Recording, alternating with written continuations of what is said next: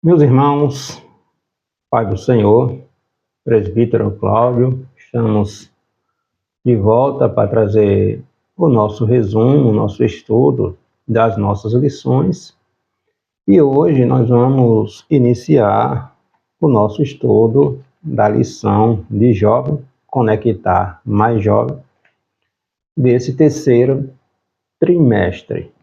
Nesta oportunidade, vamos estudar missões, o clamor da última hora. A missão da igreja é pregar o evangelho. Todos nós fomos chamados, fomos comissionados por Deus a ser discípulo e a fazer discípulos, certo? 13 lições tratando dessa temática, estudando, refletindo, relembrando, a missão de Deus outorgada, à igreja. Jesus inicia o seu ministério indo, enviando. Jesus volta para o céu e deixa esta responsabilidade para a igreja. A igreja primitiva, ela iniciou no dia de Pentecoste, cheia do poder do Espírito Santo, e a missão que Deus deu foi: ide, pregai a todas as nações, todos os povos. Então, a nossa primeira lição, ela traz uma visão panorâmica sobre a grande comissão, a missão que Deus confiou à sua igreja. Então, ela traz como título a grande comissão.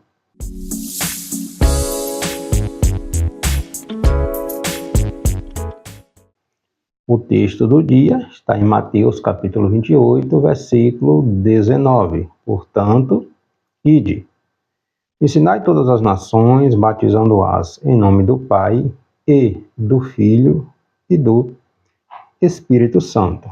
A verdade aplicada da nossa primeira lição. Identificar a identidade evangélica definida pelo propósito da igreja de pregar o evangelho a toda criatura. Os 3 tópicos da nossa lição, os temas que estaremos discorrendo, estudando, relembrando nessa oportunidade: explicar a universalidade da pregação do Evangelho no Antigo Testamento, apresentar o imperativo, o ide, de Jesus, e mostrar o propósito da igreja e sua missão. Após a ressurreição do Senhor Jesus Cristo, ele deixou esta ordem, este imperativo, a todos, não foi a alguns, não foi apenas aos discípulos, aos 12, a todos os discípulos, pregar o evangelho. Então, hoje, nós, como discípulos de Jesus desses últimos tempos, desta última hora, devemos nos ater, irmãos, ao chamado missionário de levar o evangelho, de levar as boas novas a todos que estão ao nosso alcance. Entende? Você que está me assistindo, você lida, você se encontra com pessoas, talvez eu nunca irei encontrar, nunca irei conhecer. Da mesma forma, eu daqui. Então, a missão que Deus te deu inclui aqueles que estão ao seu alcance. Então, cada discípulo de Jesus levando o evangelho. A palavra missão, ela vem do latim, que quer dizer missio Dei, ou missão de Deus, em inglês missão de Deus, em latim o envio de Deus, a palavra missão, missio Dei, a missão, ela começou em Deus. Ela não começou na igreja, ela não começou no dia de Pentecoste, ela não começou com Jesus, né, com a vinda de Jesus. A missão, ela começou em Deus. Está lá em Gênesis, certo? Em toda a Bíblia, a missão de Deus, ela é visível, ela é clara. O propósito de Deus é salvar a humanidade. Nem todos serão salvos, porque existem aqueles que rejeitam, né, a salvação, a graça que Jesus nos deu. Mas a missão, propósito, objetivo, é que todos venham ao conhecimento da verdade. Nosso texto bíblico de referência está aqui em Marcos, Evangelho escrito por Marcos, capítulo 16, versículos do 15º ao 18º. E disse-lhes: Ide por todo o mundo, pregai o Evangelho a toda criatura. Quem crer e for batizado será salvo, mas quem não crer será condenado. E estes sinais seguirão aos que crerem. Em meu nome expulsarão os demônios, falarão novas línguas, pegarão nas serpentes, e se beberem alguma coisa mortífera, não lhes fará dano algum. E porão as mãos sobre os enfermos e sararão. Então aqui está registrado também em Marcos o ide, o imperativo que o Senhor, né, deixou para a igreja. E Mateus também, capítulo 28, né? O Senhor nos comissionando aí a todas as nações, todos os povos, batizando-os em nome do Pai, do Filho e do Espírito Santo, ensinando a guardar. Entende? Então, a finalidade, irmão, da missão não é angariar membro ou membros para a igreja que frequentamos, mas fazer discípulo. O propósito não é angariar membros, aumentar a quantidade de membros da minha congregação. Isso é uma consequência, entende? O propósito principal é fazer discípulo, certo? Primeiro ponto da nossa lição traz a universalidade da pregação do Evangelho à luz do Antigo Testamento. Quando estudamos a palavra de Deus, o Antigo Testamento, desde o Gênesis, né, a gente aprende que a intenção de Deus para a salvação, ela é universal, né? Salvar toda a humanidade. Está lá em Gênesis, capítulo 3, a partir do capítulo 3, versículo 15, quando está relatando ali o pecado do primeiro casal, são expulsos do paraíso, mas Deus dá uma sentença para a serpente. Quando Deus diz que da semente da mulher que a serpente, que Satanás enganou, nasceria um varão, apontando para Jesus, que esse esmagaria a cabeça de Satanás. Então, a vitória nossa está na ressurreição de Cristo.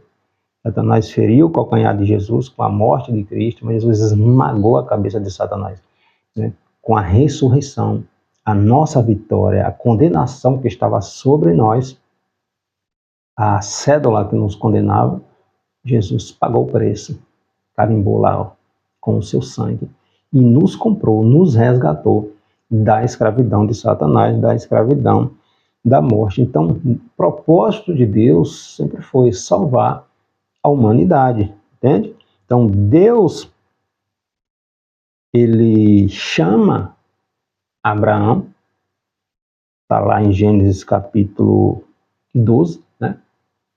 De uma região idólatra, que era Ur dos caldeus, e Deus faz promessa a Abraão: sai da tua terra, sai do meio dos teus parentes, da tua parentela, e sai da casa do teu pai, e vai para onde eu vou te conduzir. Então, Deus, em seu plano salvífico, escolhe um homem, e esse homem obedece a orientação do Senhor, e Deus traça o plano para resgatar a humanidade de onde Jesus viria, né, de Abraão. Deus traça o plano de resgatar a humanidade a partir de Abraão e de sua descendência. Deus diz que em Abraão e em sua descendência seriam benditas todas as famílias da terra, né? Então, que todas as famílias da terra seriam abençoadas por meio de seu descendente, e em especial, Jesus Cristo, um descendente de Abraão. Então, a gente vê que desde o Antigo Testamento, a mensagem de Deus, né, para os patriarcas, para a nação de Israel, sempre foi universal. O propósito de Deus é que Israel, lá em Êxodo, capítulo 19, versículo 6, Israel fosse um povo, uma nação sacerdotal, que a partir do modelo, do exemplo de Israel, todos os povos viessem a chegar a ter, né, o conhecimento do Deus único. Então, o propósito de Deus sempre foi esse, sempre foi de incluir todas as nações, não foi exclusivamente, somente para o povo israelita. Era a partir do povo israelita, as nações, os povos, viessem chegar ao conhecimento de Deus. Você acha que os sinais que Deus, as pragas que Deus enviou no Egito, né, era apenas no sentido de diferenciar o povo hebreu do povo egípcio, daqueles demais povos? Não. Quando Deus envia as pragas, o Senhor está, em outras palavras, dizendo também: não existe Deus além de mim. Deus conduz a nação de Israel de forma extraordinária, milagres, sinais, maravilhas, mostrando para as nações que existia um Deus único, um Deus superior, um Deus que pode todas as coisas, que tem o controle de todas as coisas. Então, não simplesmente mostrando para Israel, mas para todas as nações: olha, eu sou o Senhor, eu sou Deus. Então, a missão que Deus, que começou em Deus, o propósito foi salvar a humanidade. Então, Deus coloca o povo israelita, tira do Egito e coloca em Canaã, no centro, irmão, um lugar estratégico para que todas aquelas nações observassem, vissem e copiassem o modelo de Israel. Qual? Servir a um único Deus, seguir princípios morais que Deus dá lá no Monte Sinai.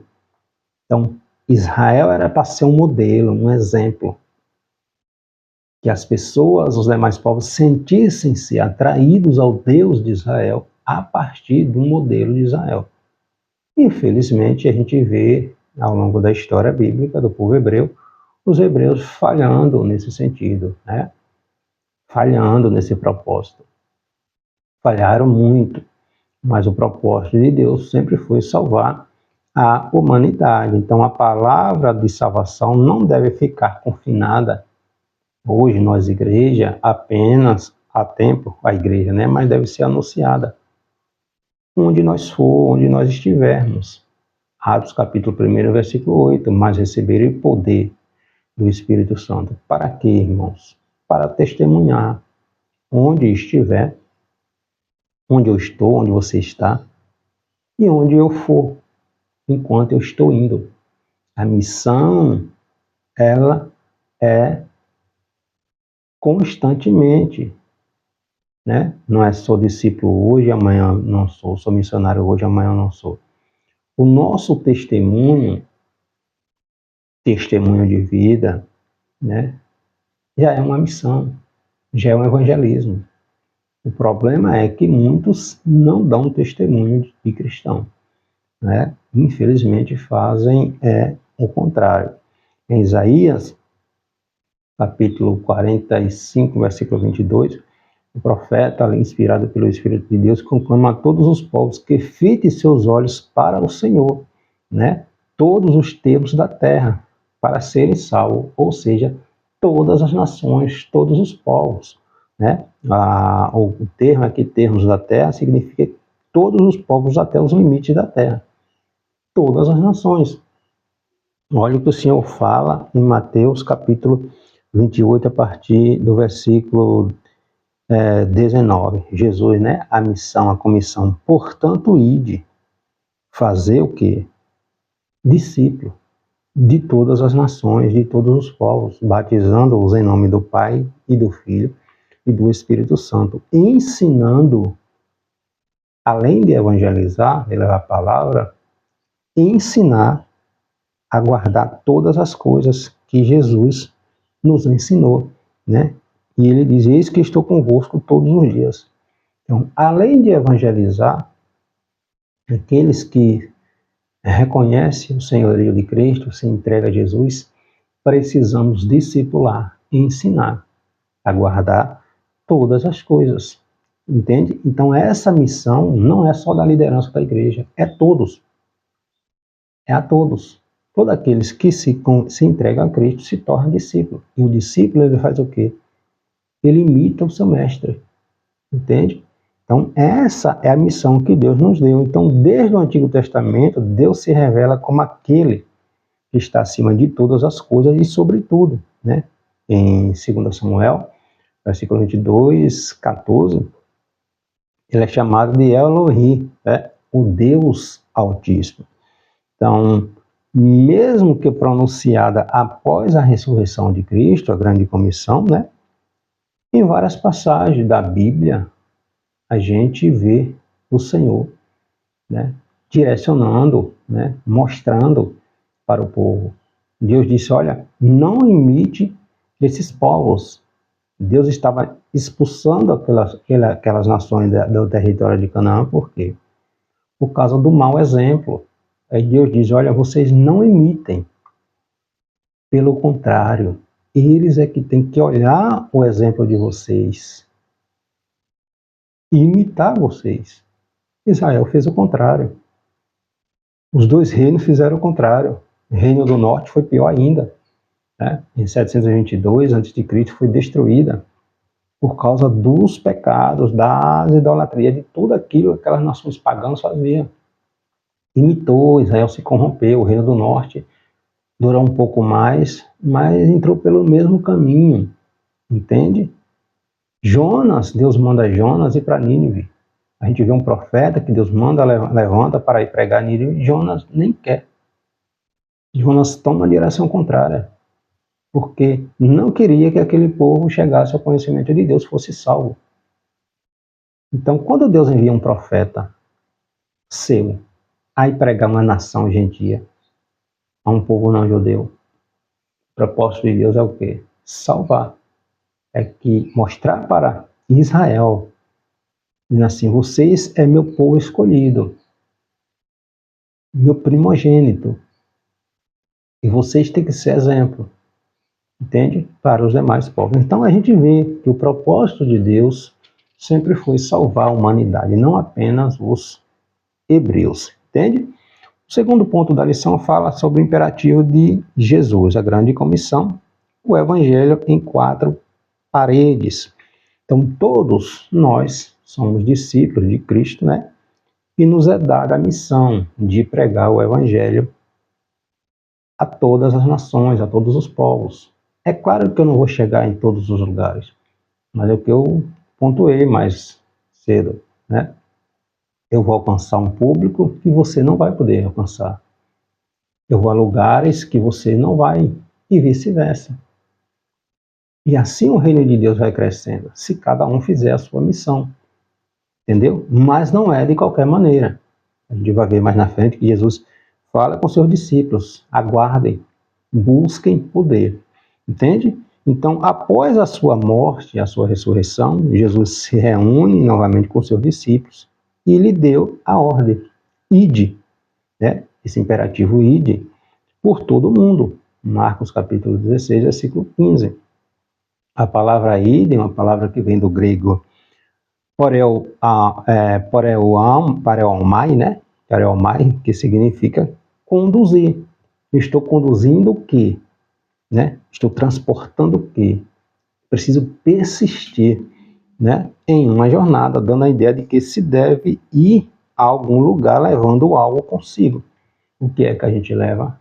As boas novas, o Evangelho do Senhor. E a palavra grega pregai, só, é um imperativo que significa uma ordem expressa. Ide. Ide, né? Todos nós somos comissionados a ir. O apóstolo Paulo, por exemplo, na sua primeira carta aos Coríntios, capítulo 9, versículo 16, ele diz: pois me é posta essa obrigação. Qual? Ele diz: ai de mim se não anunciar o Evangelho. Entende?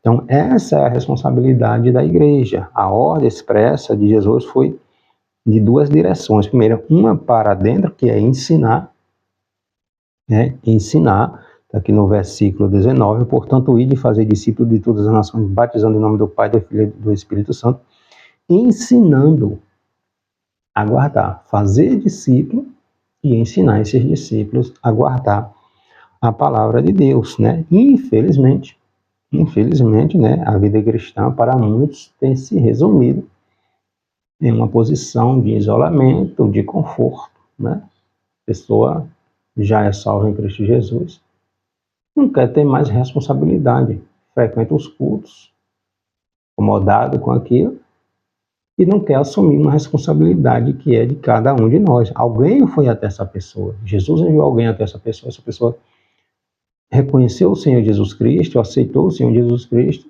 mas essa se acomodou, não quer fazer nada, entende? Então muitos cristãos não querem mais compartilhar a palavra de Deus, das bênçãos salvíficas devido à falta de tempo, né? Ou colocando suas prioridades particulares na frente das obrigações para com o reino de Deus. Outros, né, já com formação, né, acontece porque muitos não querem ir ou sair da sua zona de conforto, exatamente, gerando esse sentimento de desinteresse. A vocação divina não tem interesse, não quer renunciar, né? Então são cristãos mornos, vazios, porque quando você está cheio do poder de Deus, cheio do Espírito Santo, quando você busca, quando você consagra a sua vida, não tem como ficar parado. Não tem como ficar parado se você está cheio de Deus, cheio do Espírito Santo de Deus. O próprio Espírito Santo, ele nos impulsiona a compartilhar as boas novas, o Evangelho de Cristo, né? O verdadeiro discípulo não é definido ou delimitado pelas estruturas institucionais, irmãos, mas pela comunhão, espírito missionário, e esse relacionamento com Deus estreito, íntimo, nos impulsiona. Aí adiante, é o que Jesus vai falar em Atos capítulo 1, versículo 8. Mas vocês receberão o poder, virtude do Espírito Santo. Para quê? Só para ficar sentado na igreja? Não. Para testemunhar, ser minhas testemunhas. Onde você estiver, enquanto você estiver indo. Ou seja, em Jerusalém, Judéia, Samaria, até os confins da terra, naquele contexto ali. Entende? Então, é uma obrigação, né? Imperativo do Senhor para cada um de nós. E fechando aqui, essa nossa primeira lição, a missão da igreja, a ação do Espírito Santo na grande comissão, a obra do Espírito Santo na grande comissão. Então, a missão da igreja é realizada a partir da obra e ação do Espírito Santo, que nos capacita a tão sublime missão. Então, a missão, ou a Missio Dei, ela começou em Deus. Deus Pai envia o Deus Filho, o Senhor Jesus Cristo. Jesus cumpre sua missão aqui na terra. Ele diz que iria para o Pai, em João capítulo 14, e enviaria outro Consolador, o Espírito Santo. Então, Deus Pai enviou Deus Filho, Deus Pai e Deus Filho enviou Deus Espírito Santo. E o Deus Pai, ou Deus Filho, e o Deus Espírito Santo envia a igreja. Entende? Então, a missão de Deus agora está sob a responsabilidade da igreja, mas a igreja está sozinha? Não. O Espírito Santo está conosco, porque é o Espírito Santo quem convence o homem do pecado, da justiça e do juízo, conforme, né, Jesus vai falar aqui em João, capítulo 16, versículo 8. Então, quando Jesus ressuscitou e comissionou seus discípulos, também ordenou que estes permanecessem em Jerusalém até que do alto eles fossem revestidos de poder. Ponto. O próprio Jesus disse, não vão de qualquer maneira, em outras palavras.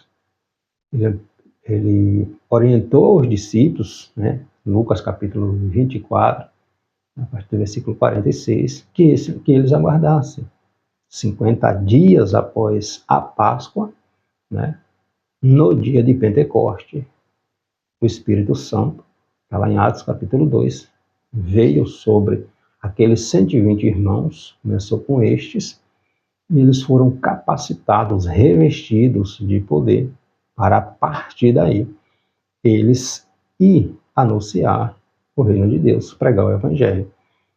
Desde então, o Espírito Santo habita em cada crente convertido, nos orientando, né, a buscar poder do alto. Atos capítulo 1, versículo 8.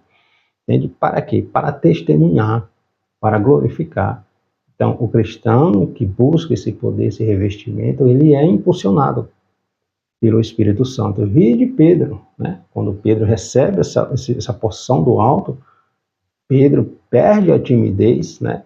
E levanta ali e discursa para aqueles irmãos, cheio de autoridade, cheio de poder. Então, o coração daqueles homens foram transformados, foram revestidos. Então, a capacitação do poder do Espírito Santo é para cada um de nós. Então, se eu não busco, se eu não tenho interesse, eu vou viver uma vida monótona, vazia, morna, né? Sem fazer a diferença no reino de Deus. Mas Jesus nos chamou para fazer a diferença para a glória do seu nome. Então, antes da descida do Espírito Santo, os discípulos eram tímidos e às vezes até incrédulos. A gente vê isso lá em Marcos, capítulo 4, versículo 40. Mas depois da experiência pentecostal, eles se transformaram em pessoas cheias do poder e ousadia, né? A vida do cristão cheia do Espírito Santo é uma vida que anela em pregar a palavra de Deus e ver os sinais e maravilhas que Jesus nos prometeu. Né? Então, a gente observa as sutilezas de Satanás quando a gente está ligado com Deus. Observe, irmãos, quando nós temos um compromisso com a palavra de Deus, quando nos portamos como um cristão. Você nem precisa dizer nada, você é identificado. Você é identificado. Automaticamente as pessoas identificam você como diferente. Você nem precisa abrir a boca. O seu comportamento, a sua maneira de falar, de agir, de se expressar, de lidar com as pessoas,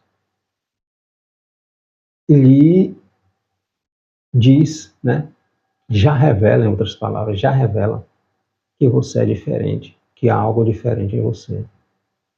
Então as pessoas veem isso. Esse é o maior testemunho. Esse é o maior testemunho de missão, de discípulo de Jesus, né? E é importante também pontuar que quem convence o homem da justiça, do pecado e do juízo é a pessoa do Espírito Santo. Está lá no Evangelho escrito pelo apóstolo João, capítulo 16, versículo 8, né? É o Espírito Santo quem capacita o homem a reconhecer o senhorio de Jesus Cristo. Logo, desse modo, né, cabe a cada um de nós, discípulos de Cristo, né, somente anunciar as boas novas. Paulo vai dizer, né, que um planta, outro rega, mas quem dá um crescimento é quem? É Deus, né? A missão de Deus está sobre nossa responsabilidade, mas o Espírito Santo é quem convence, né? Então, desse modo, cabe ao discípulo de Jesus anunciar. É Deus quem faz a obra, é dele o agir e o efetuar.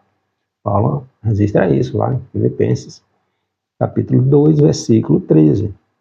Então, seja em tempo ou fora de tempo, prega a palavra. Paulo orienta Timóteo, 2 Timóteo, capítulo 4, versículo 2, né? Pois mesmo que aparentemente o trabalho pareça mínimo, às vezes infrutífero parece. Nosso trabalho não é em vão no Senhor. 1 Coríntios, capítulo 15, versículo 58 diz: nosso trabalho não é em vão. Novamente, um planta, outro vem e rega. Quem aqui dá o crescimento é Deus, que conhece o coração. Mas se a semente é plantada, o Senhor trabalha, né? Deus chega e pergunta: quem enviarei? Lá em Isaías, capítulo 6, a partir do capítulo 6, a quem enviarei? Isaías responde: eis-me aqui, envia-me a mim. Deus não está fazendo essa pergunta para Isaías. Isaías tem uma visão dos céus e escuta a Deus falando: a quem enviarei? Isaías se prontifica, né? Na carta aos Romanos, Paulo está dizendo: mas como ouvirão se não há quem pregue? Entende? Então a missão de Deus está sobre minha e sobre sua responsabilidade. Então, todos nós somos convocados, comissionados, alistados. E Paulo vai escrever a 2 Timóteo: ninguém que foi chamado, que foi alistado no exército de Cristo, olha para trás, se embaraça com as coisas desta vida, né? Então, nós fomos comissionados a pregar a palavra de Deus a todos os povos. Onde nós estamos indo, aonde nós estamos indo, né? Seja os que estão perto e aqueles que estão longe. Onde o Senhor nos colocar, nos levar, né? Esta é a principal missão da igreja, né? Como falei anteriormente, a finalidade da missão não é angariar membros para a comunidade, para a igreja que eu frequento. Isso é uma consequência. A missão, a finalidade é fazer discípulo para o reino de Deus. Amém? Vamos nas nossas lições, estudando mais esse tema, né? Relembrando mais questões, porque a missão de Deus é para mim e é para você. Vamos fazer a diferença para a glória de Deus. Se Deus te chamou nesta geração, é nesta geração que Deus vai fazer a diferença através da sua vida. Amém? Deus abençoe.